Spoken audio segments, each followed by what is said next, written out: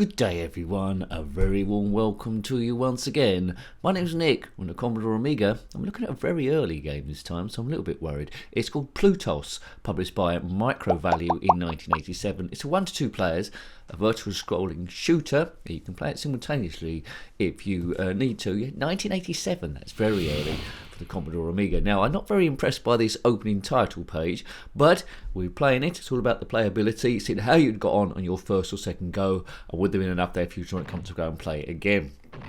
So immediately, like a lot of these games in this era, it feels like an 8-bit game as it steps up to 16-bit. I think if I keep my finger on the fire button, it will shoot more rapidly. It looks like it's been made with a construction kit, and it feels more Commodore 64 than it does Commodore Amiga. Great games like Swiv by Storm was to come in 1991, which blows this completely and utterly away. So you have to review it for the era it was involved in. So it'd be interesting to play when you first got an Amiga, but very, very quickly dated.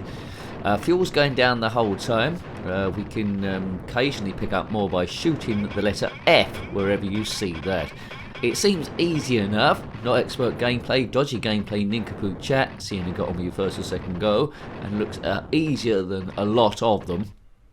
But yeah, the sounds are pretty weedy. They're not resonating in the Commodore Amiga's chip at all. Right, let's just see how far we can go. If I was playing this on the Commodore 64, I'd think, well, it's not too bad there. If you had this game back in the day, then let me know. I presume Plutos, or Plutos, is, it seems to do with plutonium, or the planet Pluto, which has been, what's going on here, eyes have it, has been demoted to a dwarf planet. It's no bigger than Sarah's, and it's probably, I don't know how it is compared to our moon, but not very good there either. Plutos by DRJ, it says up the top there, but published by Microvalue. Stage 2. Well, and I've got a bonus ship. Hooray for me! If you currently got a bonus ship, then comment below. Yes, anyway. What's the ship influenced by? Well, I think it goes its own way, doesn't it? It's got 2 power cells each side, a bit like the Starship Enterprise, but it's original enough, I believe. So I won't be coming back to this one. Please subscribe if you haven't already. It's about seeing, a bit of nostalgia really. Stress busting through nostalgia is the idea. We don't take ourselves too seriously. Everyone might have a different opinion on the game, depending on what their experience is back in the day. But we can come together and have a good old laugh. We're the kids playing the game. We're not the adults going for the instructions word by word. Although, having said that, your tips are appreciated, because that's your experience of how you played them. Feels like a side game that you'd load up on DOS on Windows 95, doesn't it? But you'd have Minesweeper, you'd have that pinball game, and then you'd have this as well. But yeah, that's what it feels like. It doesn't feel like a fully fledged Commodore Amiga game by any, by any manner. Other Commodore Amiga reviews we've done are in a playlist. You know this already, probably. There's a link to that in the description below. Have a read of that. It'll also take you to the channel page. You can click on my username as well. Click on the playlist tab to have a look at everything. I'll have a look at the Twitter page or the Facebook page, and I'm going to blow up these eyes. If you've blown up some eyes, then comment in the comment section below. These eyes must not see. Well, they won't be now, because I've just blown them up to smithereens. Plutos, stage 3. So we're zipping through the stages here, but I don't think I'm going to see a great deal of variety now. There's not really much incentive that's drawing me into seeing any of this stuff. I'd rather then load up Klondike. That was another one, wasn't it, on the DOS Windows screen? Yes, anyway. It would have wasted a bit of time when you should have been doing your homework instead if you fire this up in a window. But why would you buy a disc and load this up on your Commodore Amiga? Unless you got it free with a few other games. Do check out, Swiv, but to name but one. Battle Squadron, that's another great one on the Amiga 1200. That a bit later on. But there's a lot better ones than this thing. When you die, you got a little bit of immunity first of all. But there's no power-ups, is there, in this? There's no power-ups, there's no smart bombs that I'm aware of anyway. It's all about collecting fuel, and gradually there's a bit of fuel there, let's blast that if I can get it. Yeah, there we go. It's all about just meandering on forward in a bit of a slapdash fashion. If you're currently meandering forward in a slapdash fashion, then comment in the comment section below. Yes. In space, no one can hear you go forward in a slapdash fashion.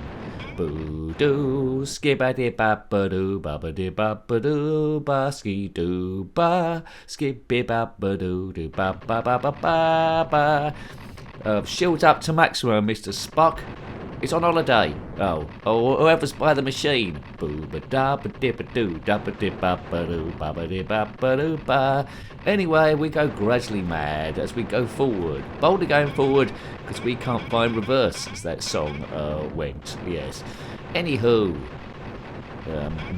Right, the game reviews to be about 10 minutes long.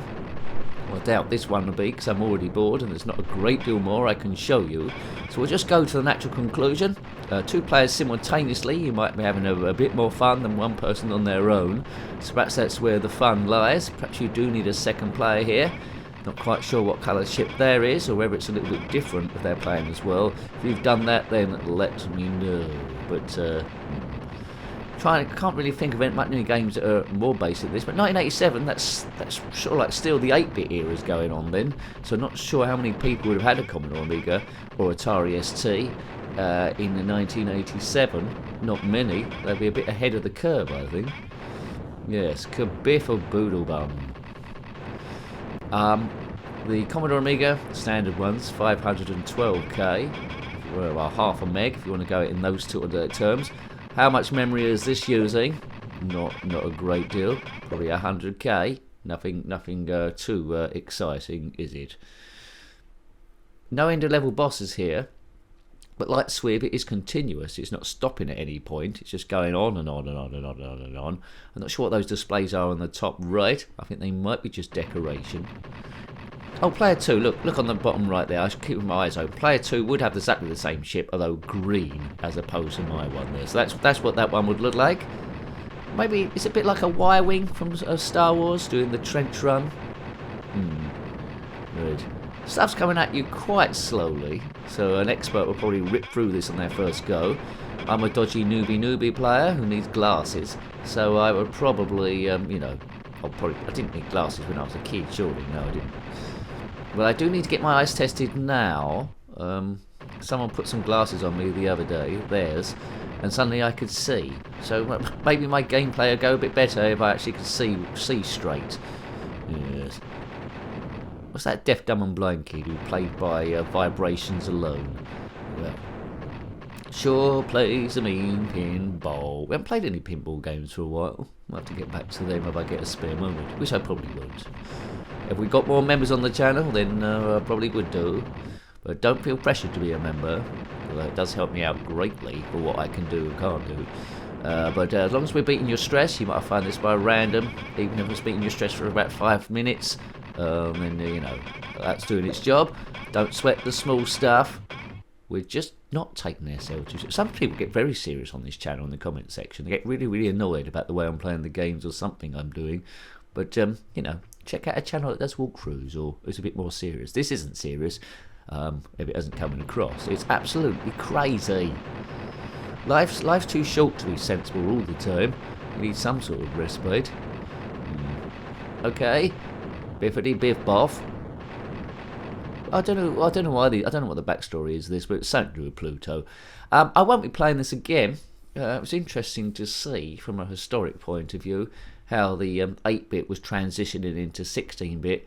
Here it looks like basically they just found the Commodore Amiga and just put something on that might have been designed originally for the 8-bit computers, and then they gradually learnt their craft and things got really a lot more advanced. But too basic for the system, but just about get away with it as an introduction to the Commodore Amiga in the day. But very, very quickly dated even back then. So I hope you like to have a look at that one. That was a virtual scrolling shooter very early called Plutos, published by Microvalue in 1987. Got any comments about this game, similar games, or anything retro, then please put that below. You're more than welcome. Until next time, take great care of yourself and a very fond goodbye.